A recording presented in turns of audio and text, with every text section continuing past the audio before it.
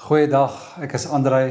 Dit is regtig weer lekker om in jou geselskap te wees aanlyn op hierdie naweek voor Paasnaweek, wat net beteken dat hierdie jaar besig is om vinnig spoed te vang. My skoonpa sê altyd rondom Kersfees dat voordat jy oë uitvee is dit Paasnaweek en dan rondom Paasnaweek sê hy as jy weer oë uitvee is dit Kersfees. So as ons op hierdie twee bakens gaan dan hardloop hierdie jaar weg met ons.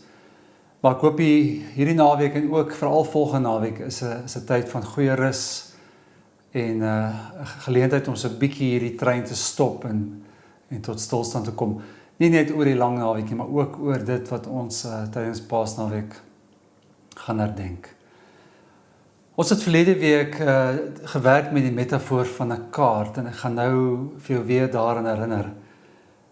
Maar ek wil met jou 'n kaart deel vandag van 'n landskap nie ver van hier nie, net aan die ander kant die berge van Stellenbosch, Franshoekse rigting, lê die Bergrivierdam. En op die Bergrivierdam is daar hierdie plekkie waar jy kan gaan kamp. Ek sê nie jy mag daar gaan kamp, ek sê jy kan daar gaan kamp. Maar dit gaan van jou vra om met die fiets te ry van die teerpad van Franshoek so 15 km in, al tussen die berge deur. Wanneer jy op hierdie plek kom, is jy omring met berge.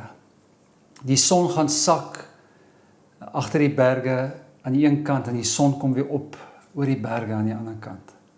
So mooi prentjie. Jy kamp so op die wal van die rivier, van die dam, so jy kyk uit oor hierdie ongelooflike mooi water. Is ver van mense en karre en geraas, so dis ongelooflik stil daar. En omdat daar nie baie geboue en ligte is nie, is dit lekker donker en kan mens die sterre sien in die nag.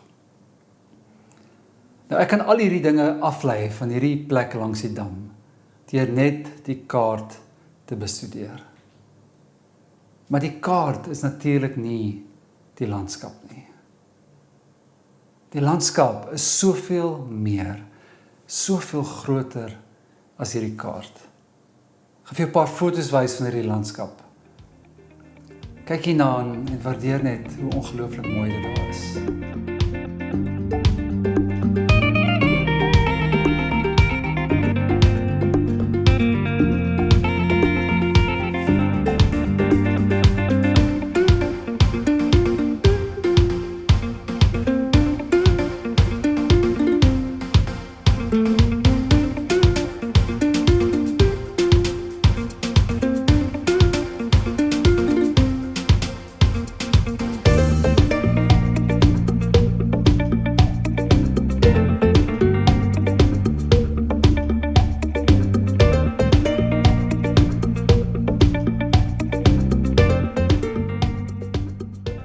Ons het verlede week gesels oor die landskap van lyding en hoe belangrik dit vir ons is om 'n kaart van hierdie landskap te hê. En met 'n kaart bedoel ons een of ander teologiese, teoretiese raamwerk, 'n prentjie wat jy het oor hierdie landskap, wat jou help om te midde van die landskap van lyding sin te maak van wat rondom jou gebeur. Wat hierdie raamwerk verder doen, is dit help jou om jouself te oriënteer in so 'n tyd, en dit help jou ook om weer rigting te vind uit so 'n landskap. Nou die punt van enige kaart is natuurlik dat die kaart jou nooi na die landskap toe. Ons kan 'n kaart van hierdie landskap rondom die Bergrivierdam bestudeer en uit ons koppe leer ken, totdat ons dit selfs kan oorteken. Maar dit beteken nie jy was al daar nie. Dit is nie dieselfde as om hierdie landskap te besoek nie. Die kaart is nie die landskap nie. Net so kan ons vir ewig met ons raamwerk van suffering besig wees. Ons kan dit aanpas en aanvul en verder filosofeer en teoretiseer en dit uitbou, sonder om ooit die landskap van lyding regtig te betree. En toegegee, die landskap van lyding is nie naaste by so aanloklik en aantreklik soos die landskap langs hierdie dam nie. Maar die uitnodiging van lyding is nietemin vir my en jou om dit te betree. En dis die uitnodiging van vandag. Want as hierdie diep oortuiging dat om hierdie landskap te betree is die weg na groei en na transformasie. En dis 'n ongemaklike uitnodiging wat ons vandag in jou rig en om daarmee te help as jy in een van ons dienste op die Sondag was, sou ons vir jou 'n stuk klei by die deur gegee het. Die stuk klei is vir hierdie diens sommer so 'n bietjie van 'n stresbal. Dis sommer so 'n manier om van jou intense emosies dalk ontslae te raak deur iets te druk. So ons wil jou nooi as jy aanlyn kyk, gaan na die gebed wat ek nou gaan doen, stop die video en gaan soek vir jou miskien 'n stuk klei of 'n stuk plastiek of 'n stresbal of 'n rubberbal of selfs iets wat jy kan druk. Nou nie 'n mens nie, maar iets soos 'n teddybeer of iets wat jou net so bietjie kan help om die ongemak moontlik van die konfrontasie met jou eie landskap te kan absorbeer. Maar kom ons bid saam vir die waagmoed om vandag hierdie landskap te besoek, te omhels, te konfronteer. Kom ons bid saam. Vader, mag ons in hierdie oomblik bewus wees van die Gees se beweging in ons en om ons, van u liefdevolle teenwoordigheid deur die Gees,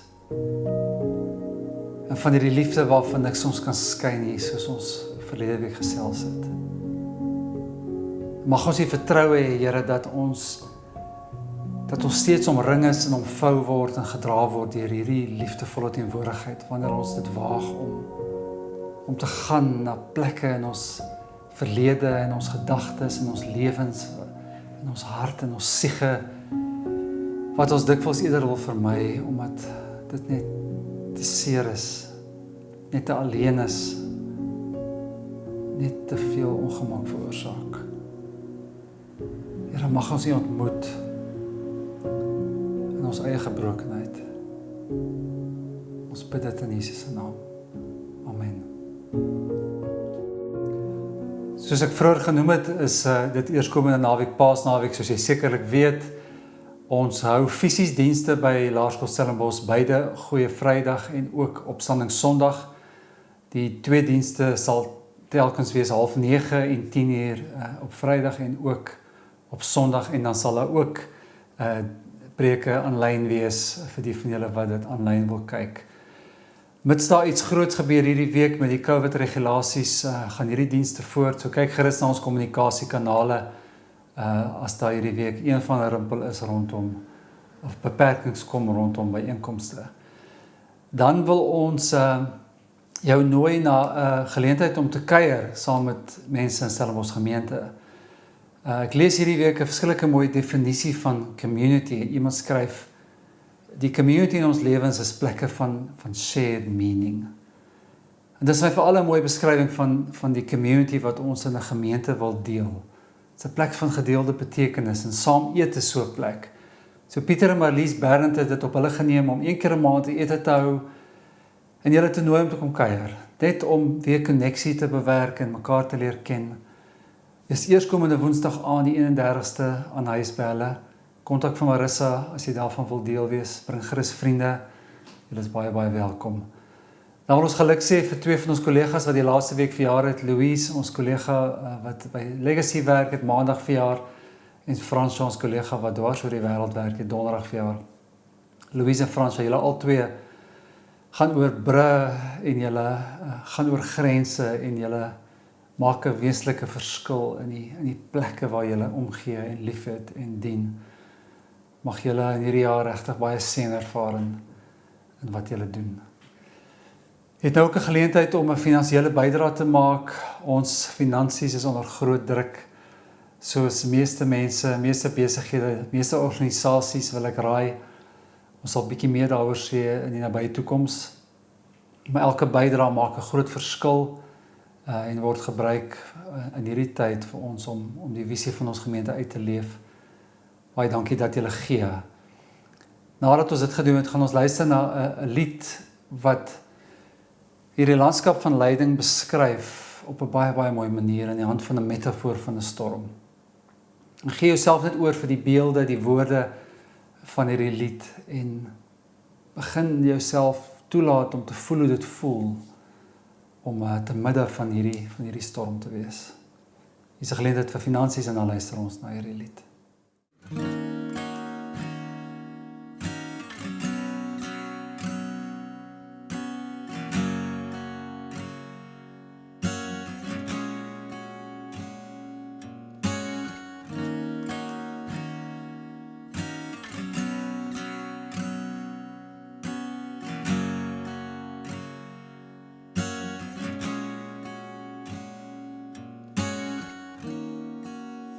I was sure by now, God, you would have reached out, wiped our tears away, stepped in and saved the day.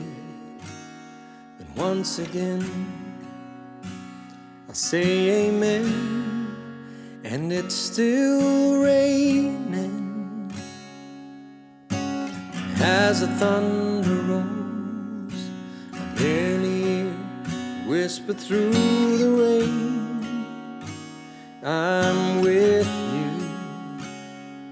And as your mercy falls, I raise my hands, praise the God who gives and takes away.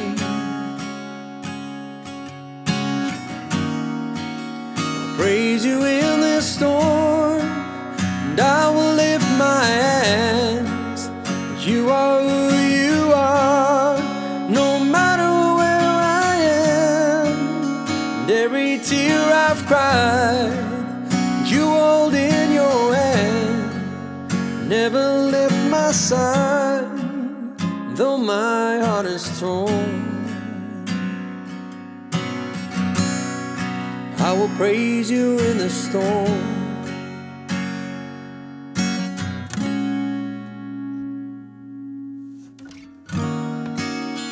I remember when I stumbled in the wind, you heard my cry to you, raised me up again. But my strength is almost gone. Can I carry on if I can't find you? As the thunder rolls, I barely hear you whisper through the rain, I'm with you. And as your mercy falls, I raise my hands, praise the God who gives, takes away.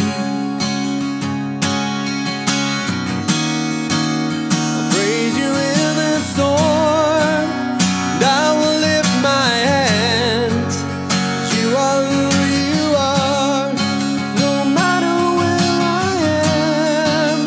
And every tear I've cried, you hold in your hands. Never left my side, though my heart is torn. I will praise you in the storm.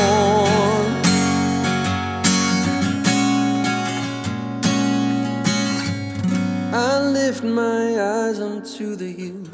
Where does my help come from? My help comes from the Lord, maker of heaven and earth. I lift my eyes unto the hills. Where does my help come from? My help comes from the Lord, maker of heaven and earth.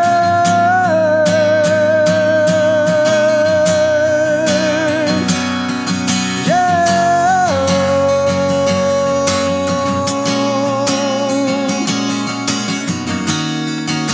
I'll praise you in this storm, and I will lift my hands.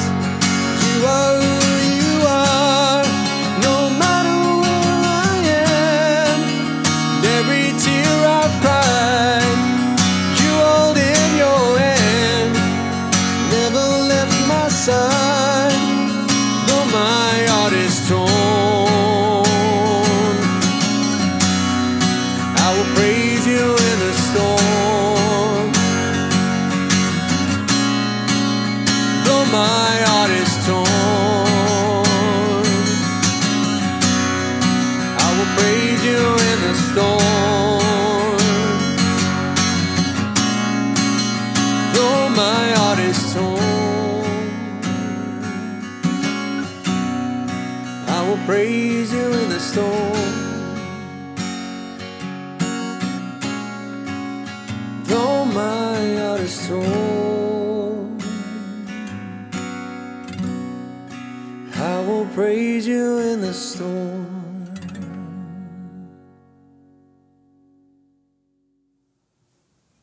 om dieselfde punt oor die vermyding van suffering as vroeër te herhaal aan die hand van hierdie metafoor. So mens kon sê, jy kan jouself beskerm teen 'n storm. Jy kan die kaggel aansteek, in die huis bly, 'n donsbaadjie aantrek, en die storm deur die venster beskou en nie naby hom kom nie. Dit is nie dieselfde as om uit te gaan in hierdie storm in en dit te voel nie. Ons kan die landskap van suffering vermy. Ons kan besig bly met die bestudering van die kaart en die filosofering en die intellektualisering daaroor en die vermyding waarmee ons so goed is, maar dit is nie dieselfde as om hierdie landskap te betree nie. En terloops, ek was self nog nie by daai dam langs die Bergrivier nie. Ek wil baie graag gaan. Maar ons kan ook besig wees met ander mense se lyding en landskap sonder om dit regtig te betree. En ek dink hierdie tema van lyding en die Paasnaweek wat voorlê, konfronteer ons met 'n wesenlike uitdaging binne spiritualiteit. En dit is om die lyding in ons lewe actually te voel. Om dit te verwoord. Om dit te ervaar. Om dit te omhels. Om die landskap te betree. Geen meer rasionalisering, ontkenning, versagting, verdowing, verslawing nie, maar gaan soontoe en voel dit. Miskien het jy nodig om my klei in jou hand so drukkie te gee. Is nie 'n maklike uitnodiging nie. Die ongemak daarvan is ons partykeer regtig intens. Maar net vir ingeval jy gedink het, maar dis nie die prentjie van Bybelse spiritualiteit nie. Ons is nie bedoel om te suffer nie, ons is bedoel om te prosper, soos ons sê in Engels. Ons is bedoel om God se seën te ervaar. Lees saam met my hierdie teks in 2 Korintiërs 4. Ons wat hierdie skat in ons het, is maar kleipotte wat maklik breek. Die krag wat alles oortref, kom dus van God, nie van ons nie. In alles word ons verdruk, maar ons is nie te neergedruk nie. Ons is so raad verleë, maar nie raadloos nie. Ons word vervolg, maar nie deur God verlaat nie. Op die grond neergegooi, maar nie vernietig nie. Die sterwe van Jesus dra ons altyd saam in ons liggaam, sodat ook die lewe van Jesus sigbaar kan word in ons liggaam. Wil hierdie sin weer lees?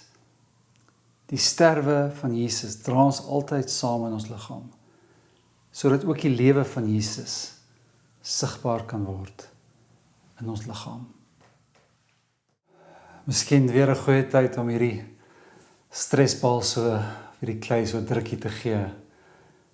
As Paulus ons kom herinner aan ons eie weerloosheid, as hy vir ons sê, hier so God na julle kyk, hy herken in julle waarde, beauty, iets van sy beeld, maar soos Jesus op 'n punt gesê het, hy herken ook dat ons stof is, en hy weet dat ons gebroken is, en hy weet dat ons van klei gemaak is.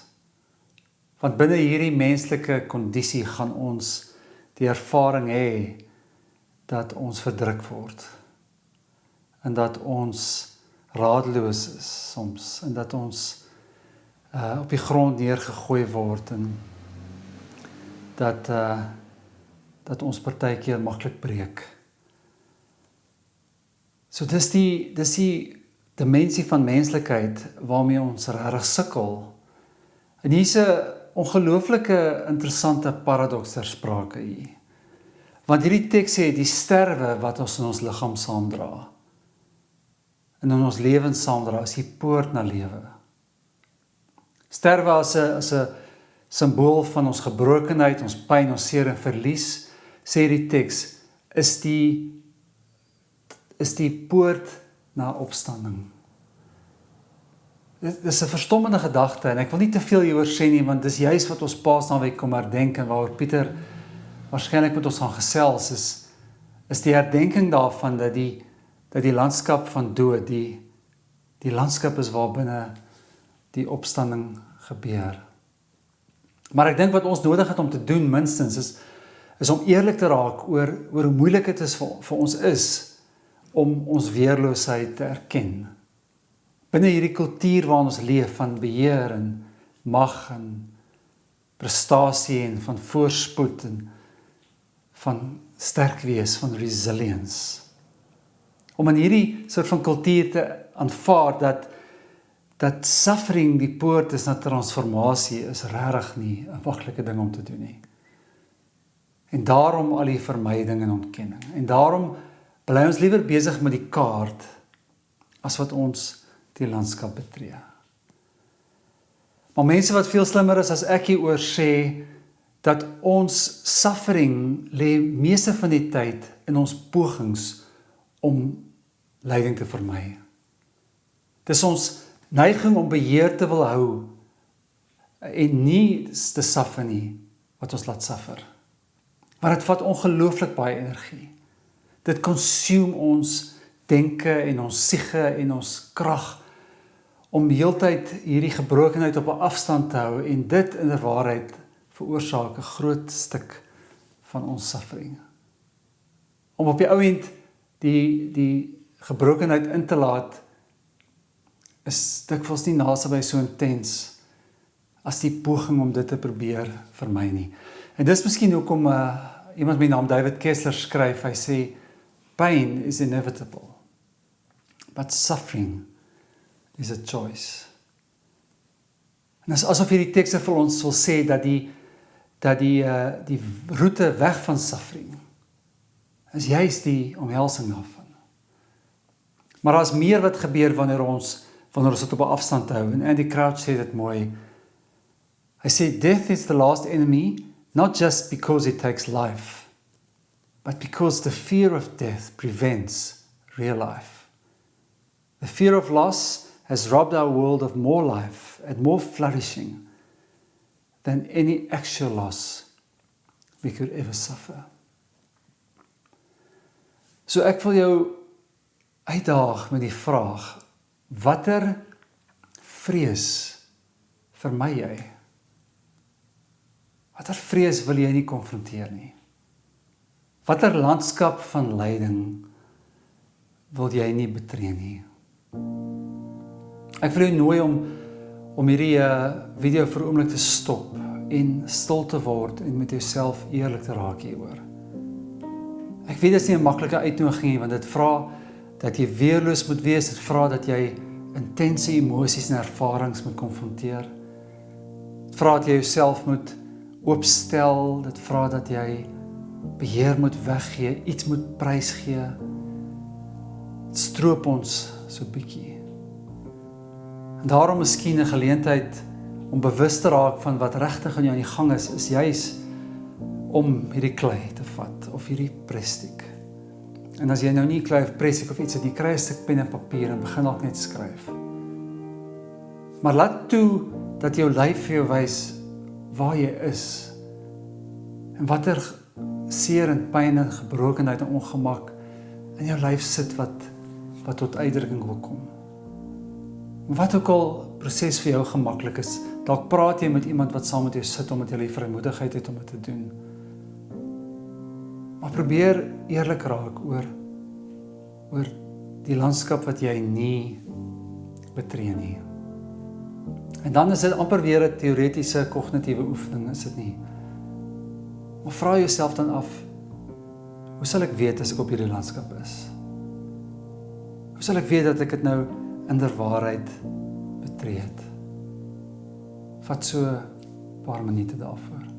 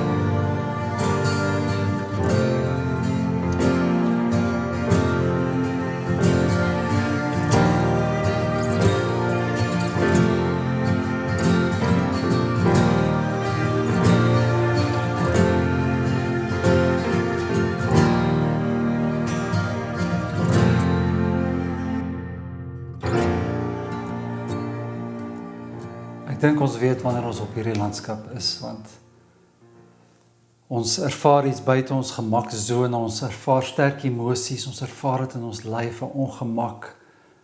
Ons ervaar 'n klomp psigiese energie.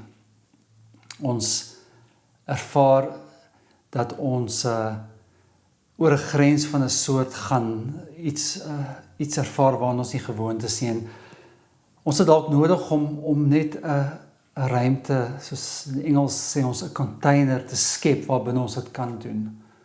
So miskien kan jy teruggaan op die laaste paar weke se reis met Stefan, waar jy genooi word om 'n klagpsalm te skryf en stadig maar seker die woorde vind vir wat jy wil sê.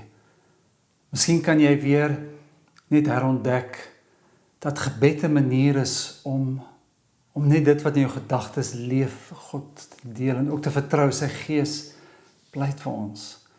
Miskien het jy nodig om met iemand te praat, selfs professionele hulp te kry. Miskien kort jy net 'n vriend of 'n vriendin of 'n familielid wat bereid is om te luister. Miskien moet jy begin skryf. 'n Antieke geloofsgewoonte is journaling, want as ons skryf dan kom dit wat in ons gedagtes uit. Maar wat ook al jy nodig het om te doen, om hierdie fisiese en emosionele en psigiese energie te kan vashou, wil jy nooi om dit te doen en om hierdie landskap te begin betree. Kry jouself op hierdie plek van oorgee en betree dit. Want jy gaan hopelik ervaar dat sekerlik die misterie van die lewe met jou ook gebeur, dat die mees transformerende ervarings in ons lewe is dikwels die kere wat ons bereid was om oor te gee, om beheer te verloor. En miskien help dit jou om herinner te word dat Paulus sê op hierdie landskap hoef jy nie sterk te wees nie. Jy hoef nie krag te hê nie, want sê hy in hierdie teks, die krag wat dit alles oortref, kom nie uit onsself nie. So ons word verdruk op hierdie landskap, maar ons word nie te neergedruk nie. Op hierdie landskap is ons baie keer oor raad verleë, maar ons is nie radeloos nie. Ons word vervolg op hierdie plek, maar nie deur God verlaat nie. En ons beland met ons gesig in die grond op hierdie landskap, dikwels, maar ons word nie vernietig nie. Of soos Paulus ontdek het, dat wanneer hy swak is hy sterk. Dis 'n misterie, en dis die misterie wat ons Paasnaweek weer gaan herdenk. Maar vir nou die uitnodiging om hierdie landskap te betree. En hierdie lied wat Stefan nou vir ons gaan sing is amper 'n gebed vir God te sê, ek wil jou saamnooi na hierdie landskap toe. Ek weet jy is eintlik klaar daar, maar ek het nodig om te erken dat jy daar is, en die lied sê so mooi, weep with me. En terwyl Stefan hierdie lied sing, wil ek jou nooi om daai klei weer te vat. En begin hierdie keer jou lyf gebruik om nie uitdrukking te gee aan hierdie landskap nie, maar 'n simbool van hoop, 'n simbool van verandering. Iets wat jy voel, jy kan 'n verbintenis maak, dat jy hierdie tree gaan gee en hierdie landskap gaan betree. Vat hierdie klei en skep iets wat jou herinner aan hierdie uitnodiging, en maak dan 'n verbintenis in jouself, dat jy dit gaan doen. Kom ons luister na hierdie lied en ons vorm hierdie klei. Weep with me, Lord, will you weep with me? I don't need answers, all I need is to know that you care for me. Hear my plea, are you even listening? Lord, I will wrestle with your heart, but I won't let you go.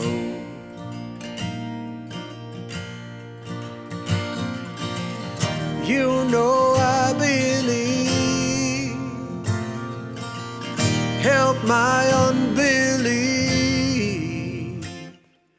Yet I will praise you, yet I will sing of your name.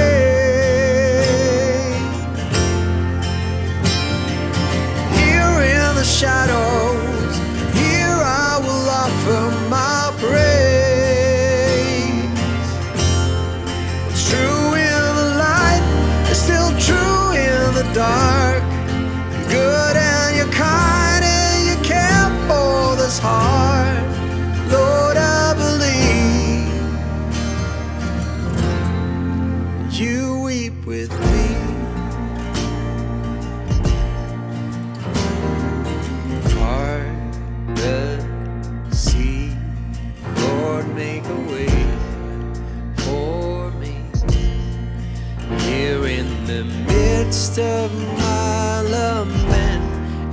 faith, yes, I still believe you love me. Plans are to prosper me. You're working everything for good, even when I can see. You know I believe. Help my unbelief. Yet I will praise you. Yet I will sing of your name. Here in the shadows, here I will offer my praise. What's true in the light is still true in the dark. You're good and you're kind and you care for this heart. Lord, I believe. You weep with me. Turn my lament into a love song. From this lament, raise up an anthem. Turn my lament into a love song. From this lament, raise up an anthem. Yet I will praise you, yet I will sing of your name.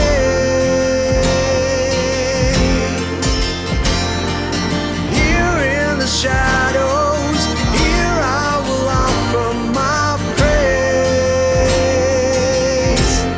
What's true in the light is still true in the dark. You're good and you're kind and you care for this heart. Lord, I believe. You weep with me. You weep with me.